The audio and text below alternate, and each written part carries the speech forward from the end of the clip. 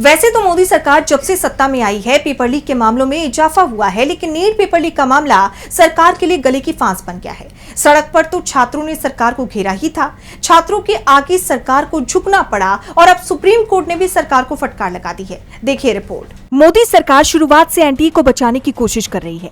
सरकार एनटीए को लगातार क्लीन चिट दे रही है, लेकिन सरकार की संस्था सीबीआई ने ही सरकार को फंसा दिया, क्योंकि जांच में सामने आ गया कि पेपर कब और कैसे लीक हुआ। बावजूद इसके सरकार ने सुप्रीम कोर्ट में भी एनटीए को बचाने की कोशिश की, लेकिन सुप्रीम कोर्ट ने सरकार को ही फटकार लगा दी। जस्टिस पीएस नरसिम्हा और जस्टिस आलोक आराधी की bench NEET UG 2026 paper leak के बाद एनटीए में संरचनात्मक सुधार की मांग वाली याचिकाओं पर सुनवाई कर रही थी। बेंच ने इस बात पर भी जोर दिया कि प्रवेश परीक्षाओं को सुचारू रूप से आयोजित करने के लिए एक मजबूत सिस्टम बनाने के लिए कई तकनीकी बदलाव लाने की जरूरत है। बता दें कि सॉलिसिटर जनरल तुषार मेहता ने कोर्ट को बताया कि एनटीए अभी प्रश्न पत्रों की सुरक्षा के लिए जो उपाय अपनाता है वो पूरी तरह सुरक्षित है, लेकिन सॉलिसिटर के बयान ने नए सवाल खड़े कर दिए हैं।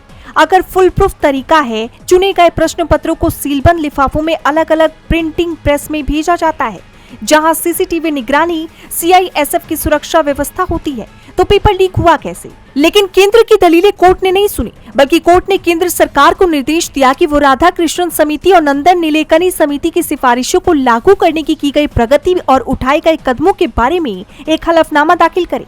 जस्टिस नरसिम्हा ने कहा कि एनटीए को केवल एक परीक्षा के लिए नहीं, बल्कि भविष्य की सभी परीक्षाओं के लिए कर्मचारियों को प्रशिक्षित करना होगा।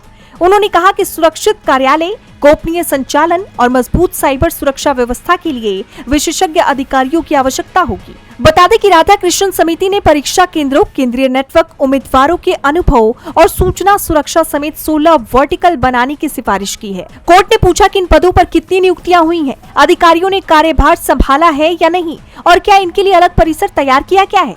इतना ही नहीं, सरकार की तरफ से एनटीए को बचाने की पूरी कोशिशें हुई तो जस्टिस नरसिम्हा ने कहा कि कागज पर व्यवस्था मजबूत दिखती है, लेकिन इसे स्थायी और संस्थागत रूप देना जरूरी है। वहीं अब इस मामले की अगली सुनवाई 3 हफ्ते बाद होगी। डीबी लाइव की रिपोर्ट।